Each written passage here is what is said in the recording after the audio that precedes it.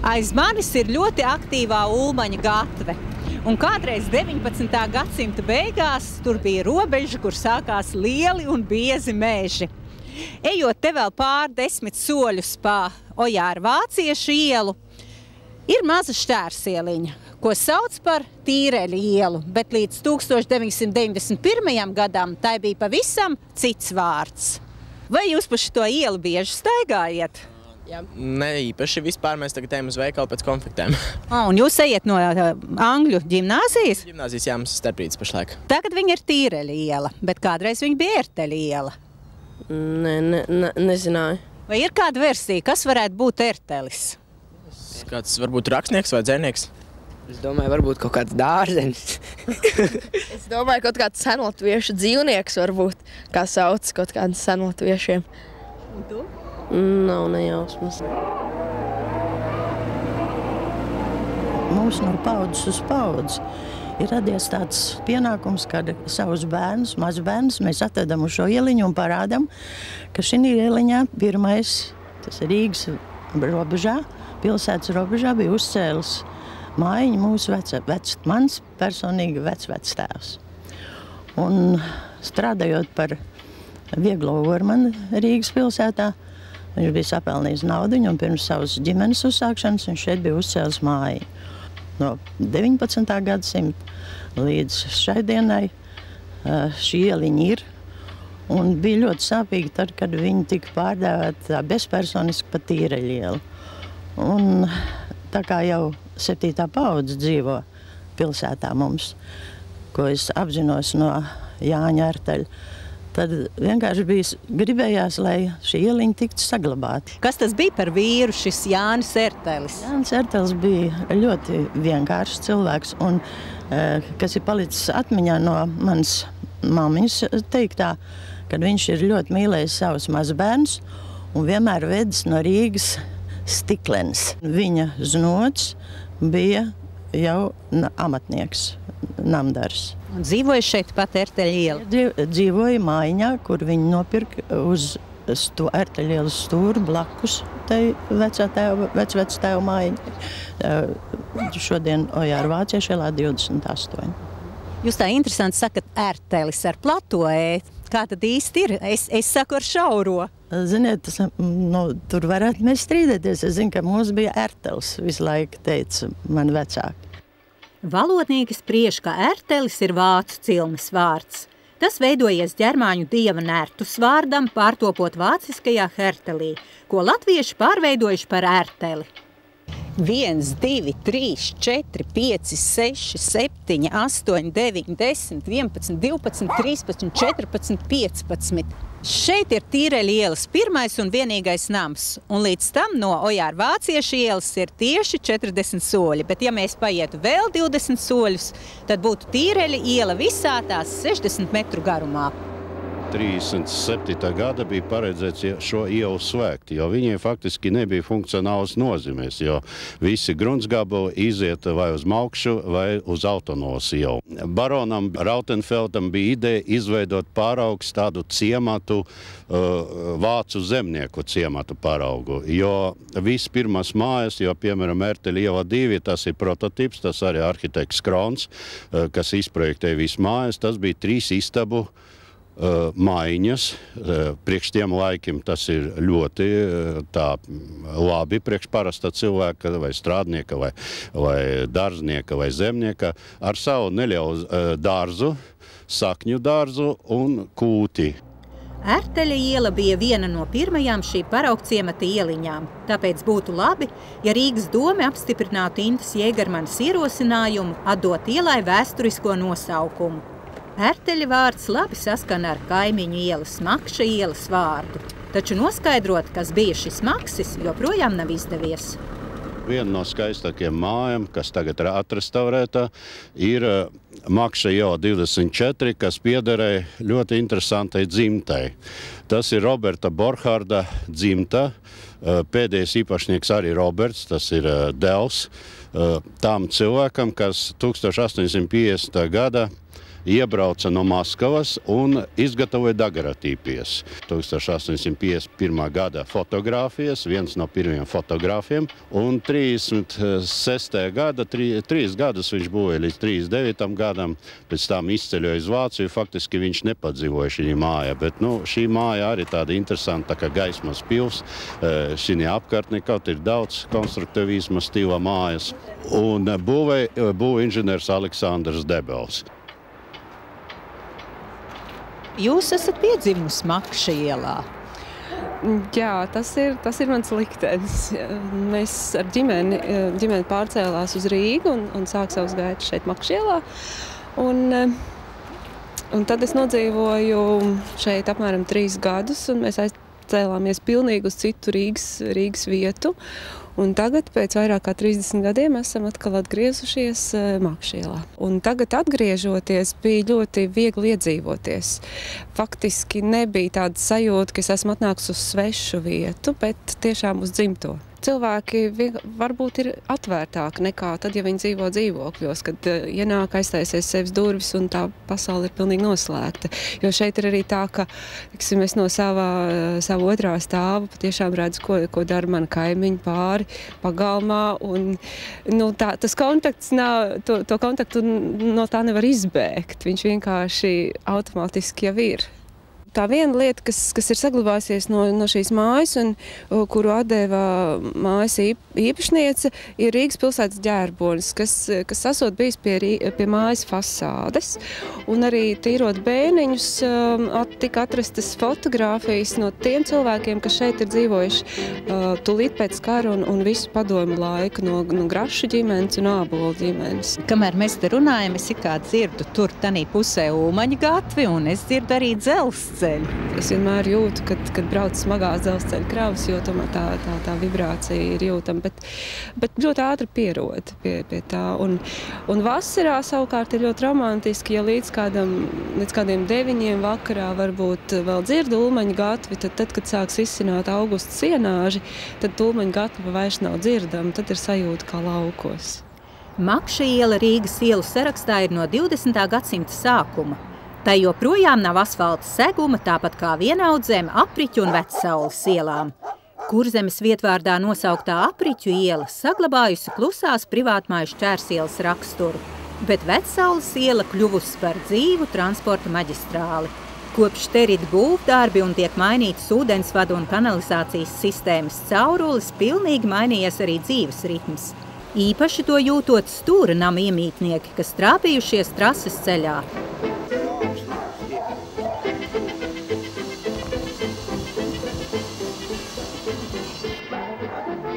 Vai jūs esat cirkā strādājis?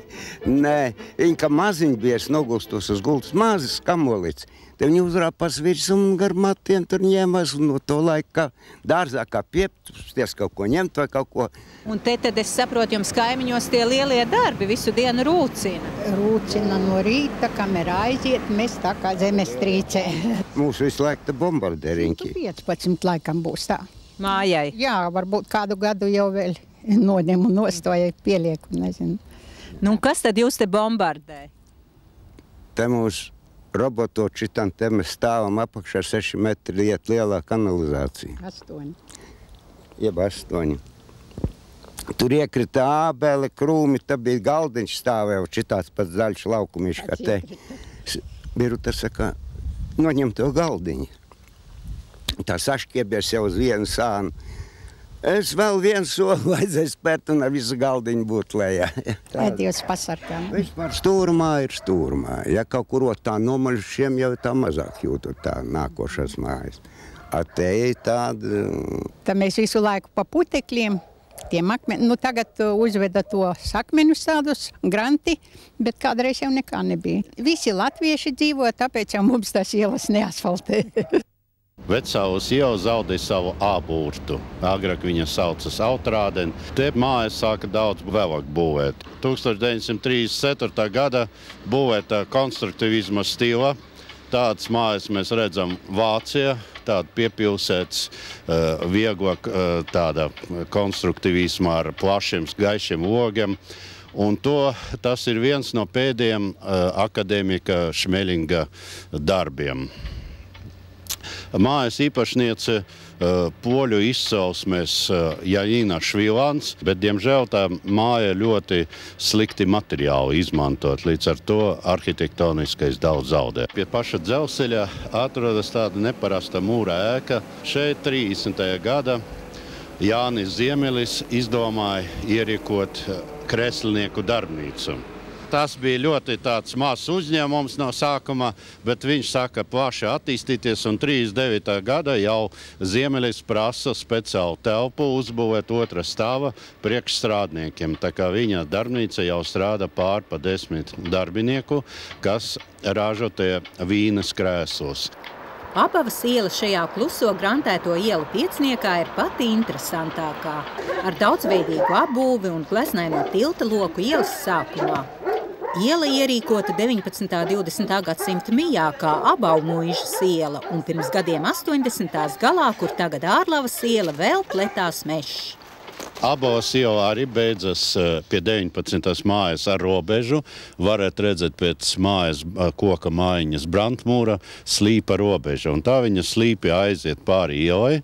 Un 22. māja, kaut viņa it kā atradas preti 19. mājas, jau atradas ārpus Altonas. Abavas iela gala ir netipiskas divas celtnes.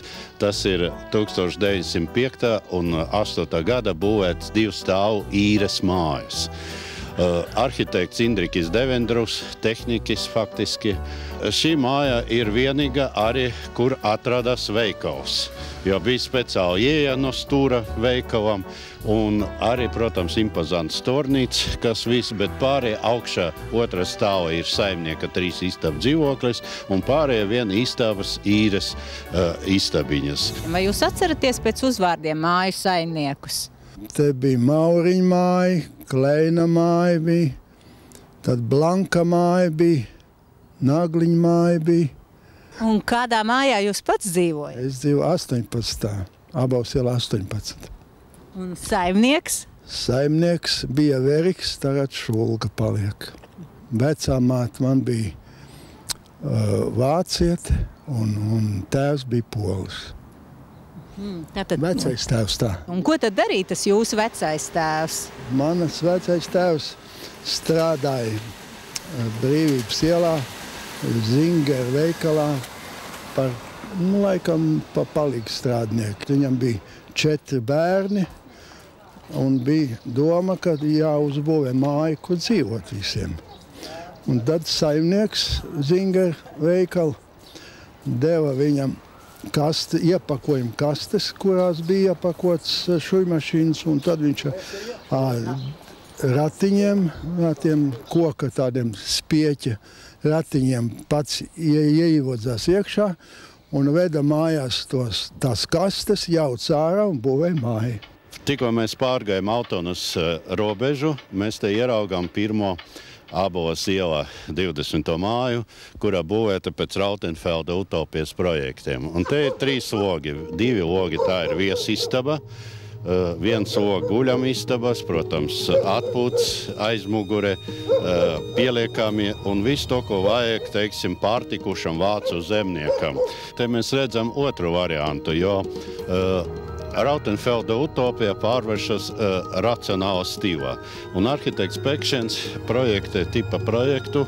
Viņš mazliet bija savādāk ar gotisku apmelēm, logu apmelēm. Un faktiski šīs mājas arī atgādina vācu Kaļiņgrāds vai Kenigsbergas apgabals mājas. Un šīs mājas vairs nav tik plašas, un te ir domāts pārsvarā 6 mazas istabiņas ar virtuvēm. Un bija gadījums, ka 40. gada vienai no saimniecēm nacionalizēja to māju, un viņa raksta sūdzību, kā nepamatoti nacionalizēta, jo viņa nav buržuja, un lūdza atdot atpakaļ, jo kvadratūra šai mājai ļoti maziņa. Viens no skaistākajiem Abavas ielas namiem ir Osipa Čepaiša nams. Tā saimnieks naudu mājas būvēja esot sapelnījis Amerikā. Māju cēlis pats no 1923. līdz 1937. gadam un novēlējis mazmeitai Vandai. Kā laikmetam atbilstoša dekorācija, nams iekļuvis režisora Pētera Krylova filmā Leģenda par Tīdemani. Viņš atbrauca uz Latviju no Poņevežiem, un Bieriņu muižā viņš bija par kalpu. Un vecā māte atbrauca no Polijas un bija Ojāra Vāciešu ielā, kur tagad ir Ojāra Vāciešu ielas muzejs. Tur arī kādreiz bija muiža, un viss Mārupas ezers bija, piederēja muižkungam. Un mana vecā māte tur bija par istabeni strādāja. Viņi abi divi gāja uz Alberta baznīcu dziedāt korī. Viņi tur iepazinās un apprecējās, un tad izīrēja dzīvokli tepat netālu Arlaus ielā. Tur piedzima viņiem 2 meitas un dēls. Dzīvodāmi tur Arlaus ielā noskatīja šo zemes gabalu. Šeit bija tāda kopmītņa tipa māja. Osips Čepaitis pēc Amerikas brauciena stingri noteicis: svešiem nekad vairs nekalpošu. Viņš nav gājis arī valsts darbā, turējis kiosku Daugavmalas sīkumtirgū un putnu dārzu mājās. Pilna istaba ar kanāriju putniņiem bija, neskaitāmi būrīši pie sienām, gan baloži bija uz Šķūnīša mājas jumta, bija liela baložu māja, kur viņš katru svētdienu gāja uz centrālu tirgu, nopirka jaunu balodi, un tad nāca mājās padusē ar jaunu balodi. Interesants ir mājas sieviešu liktenis. Vecāmāte Barbara tika apglabāta kā mūķene. Viena no meitām, Elizabete, bija aktrise poļu trupā un emigrēja uz Ameriku. Bet Vandas māte Sofija Kasparoviča bija visu cienīta skolotāja. Vandas vīrs Eduards ar humoru attēlo savu ienākšanu šajā poļu ģimenē. Visstingrāk bija mana sievas māte. Tā man vienmēr pagodināja uz jūs. Kādi tad ir tie jūsu pienākumi šajā te Abavas ielā? Mani pienākumi ir tā, kā saka, jāklaus sieva. Un pretī runāt jau es daudz nedrīkst. Tik tāda man atkal pagodina uz jūs, ka es daudz runāju pretī. Un tad ziemā no rīta lāpsta rokā un ielu tīrīt? Tas ir man tā kā fiskultūra. Un vēl kas ir, ja to ielu notīri, teiksim, trotuāru, tad tie cilvēki iet tā kā tā pa to ielas vidi. Kāpēc viņi neiet? Tā, kad es notīrīšu, man kādreiz tīri tādas dusmas. Kāpēc jūs neturat mājā tos kanāriju putniņus?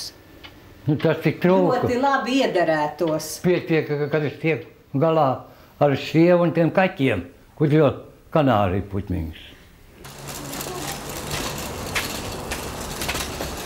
Es tā ar visiem kontaktējos pamatā, ja es jau te kustos. Sieva jau mazāk atnāk no darba, tā ar savu matemātiku ņemās. Jūs Ringo velk?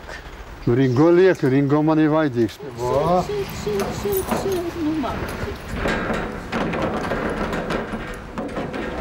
Ķepīti, lai iedod ķepīti.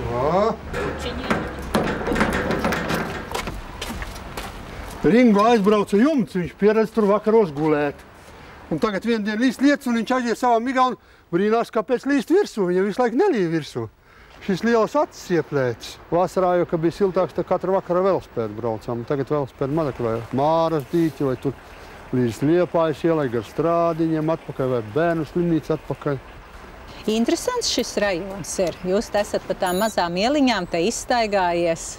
Tad tās ieliņas vienīgi, kad brauc kāds ciemos, tad viņas nav tādas noteikti tā un šitā te viņas, kā iznācis tā viņas salaistas kopā un te ļoti maldās.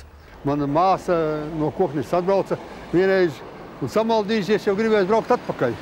Un es saku, es pēc tā tiltiņa. Es saku, bet te vairs 4 nav. Ringo atnāca. Ringa, neaiztiec žurkas tur. Viņš katru rudeni lien žurkas iekšā te kaut kur. meklē, kaut kur iemītināties. Vienreiz bija pat viena pagrabā ielīdis. Un viņš dzenā, viņš rokreku ķepas melnas, viņš rokā ārā un dzenā, viņam nav glābiņa. Tad jau jums kaķi nevajag? Nevajag, nē, kaimiņam kaķi ir, bet kaķi nevajag. Jums pēdējā māja faktiski, jāsaka, pirmā māja. Jā. Vistuvāk dzelzceļām. Man ļoti labi, man novadnieks blakus māja, tā lielā, tad man novadnieks no Koknes mēs esam un vienā skolā esam gājuši. Novadnieka un kaimiņa māja gan atrodas Altonovas ielā, bet ar labu meistaru, īpaši automeistaru, lepojas viss rajons. Es pirmo reizi man mūžā šāds gadījās, un tagad es viņu te mocos. Bet tu galā jau tikšu, pēc kādām 3-4 dienām viņš jau rūksī. Es markās neko nesaprotu. Citurens Franču, kaut kāds pagājušā gadsimta. Viņš bija palicis bez spēka. Un tagad jāizteic, lai viņš kustos atkal, tā var braukāt te viņu. Bet kā te ir pie tā tilta dzīvot? Es viņu vispār nejūtu to tiltu, es jau pieredzu pa daudz esi. Man viņš ir bijis, man netraucē tik no rīta, es nevaru tikt augšā uz tiltu, tad man te jāstāv lielā rindā, kamēr es tiek augšā. Man jau patīk pie dabas, es nevarētu nevienu dienu dzīvot tādā centrā. Bet te es izdeju pliks ārā, es vasarā principā, kad eju uz ielu tikai drēbes, bet tā es pa sētas laikā gandrīz pliksi. Jums tur ar kaimiņu ir kopīga sēta un tā kā ābeles zarus snaigsta pāri. Kā jūs tos ābolus daliet? Mēs dalībāt sakot tā. Pa komunistu sistēmai, ko vajag to pat katrs paņem. Mēs te nekādas pretenzijas nav. Mēs ar kaimiņu mums labas attiecības. Vilciens nāk. Jā, te jau uzpasējās, te ir cilvēki sabraukti.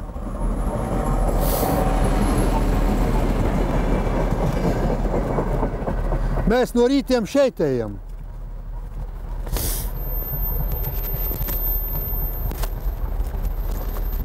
Jā, es jau iesaku, kas te tādi svešāk, lai iet caur tiltiņu, te tomēr bīstam ir. Jā, reku bombzīts, nabadžiņš sēd. Garām grafiti. Nāc, riņģītī. Nāc. No sekundēļ. Kad tev saplīs ritens, jā? Ko? Pumpēt, jā? Tev nav pumpējumā. Vai šitā puse ir, tas kaut kāda robeža ir, kad šito tiltu pāriet pāri? Mēs esam citā rajonā, citā republikā. Es tikai zinu konkrēti, ka mums ir lētais zemes nodoklis, bet un šita ziniet, kur Lembergam māja. Un Lembergam jau dārgais tas pie dīķa iznāk. Mums ir lētais nodoklis. To es zinu, tur tā robeža ir. Un ģimenes ārstam arī līdz šeinei obligāti jābrauc līdz šitai. Ģimenes ārstam ir, bet tur jau jāpierunā, vai brauks vai nebrauks. Kartē skatoties, Abavas iela ir Bieriņos, bet daudzi iedzīvotāji jūtas piederīgi Torņkalnam. Arī vikrāšista Ausma Kultmane, kuras vecāki nopirka zemi no barona Rautenfelda un uzcēla māju Abavas ielā. Mēs esam tā mūsu Abavas iela tādā spicītē, tādā trīsstūrītī, jā. Un, kad es braucu ar taksometru, tad es saku tad pāri pa šo te tiltu, kas iet Jūrmalas dzelzceļam pāri, un tad 3 reizes pa labi, tad ir pie manis. Kādreiz gāja tas, varētu teikt, smagā lokomotīva gāja pa priekšu, dūmus kūpinādam, smagi vilka kravas, un pret kalnu, tur mazliet ir Torņkalns, jā, tur ir tāds kalns, varētu teikt. Un tad ar tādu atspērienu, ar tādu stenēšanu un pukstēšanu, un pašās beigās aizgāja ar visu savu smago kravu. Tagad tie elektriskie vilcieni un tie ātrgaitas, tie, kas iet, viņi tā aizjož ātri. Tad nemaz nezinu, kas tur ir un kas tur nav, un tā romantika pazūd. Tā pierod, ka nemaz nedzird un nejūt. Vienīgais no mājas paliek kā krumkainas večiņas. Saplaisā viss. Un tas viss ir jāremontē. Pavisam nesen, varētu teikt, nebija ūdensvads, bija akas un bija brīnišķīgs ūdens. Tur apakšā mums ir avoti. Un tie avoti augsti, un tas ūdens tik garšīgs, ja? Tagad tāds vairs nav. Un te jums priekšā arī ir vesels klājiens no jūsu tuvās Torņkalna baznīcas. cik gadus veca vitrāži? Tā ir ne tikai no Torņkalna baznīcas, tā ir nākus no citas baznīcas, tas ir dāvinājums. Bijis izdemolēts, cik var saprast. Tagad tas, kas palicis pāri, tas ir jāsavāc. Tas ir gan gleznojumi ir jāatjauno, tur vēl bišķiņ tīrīšanas un līmēšanas lieta. Un tad liksim rāmi iekšā.